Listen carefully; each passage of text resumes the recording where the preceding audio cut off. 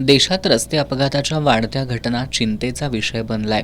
भारतात रस्ते अपघातात होणाऱ्या मृत्यूंपैकी 44% मृत्यू हे दुचाकी वापरणाऱ्यांचे होतात. त्यामुळे रस्ते अपघात नियंत्रणात आणण्यासाठी केंद्रीय परिवहन मंत्रालयानं महत्त्वाचा निर्णय घेतलाय. त्यानुसार 1 जानेवारी 2026 पासून बाजारात येणाऱ्या नवीन स्कूटर आणि मोटरसायकलसाठी अँटी लॉक ब्रेकिंग सिस्टीम अर्थात ABS आणि डोल हेल्मेट अनिवार्य करण्यात आलंय. ABS हे वाहनांमध्ये वापरलं जाणारं नवं तंत्रज्ञान आहे. ही सुरक्षा प्रणाली वाहनाच्या ब्रेक सिस्टीममध्ये वापरली जाते. अचानक वाहनाचा ब्रेक दाबल्यावर त्याची चाकं लॉक होऊ नयेत, असाही या प्रणाली वापरण्यामागचा उद्देश आहे.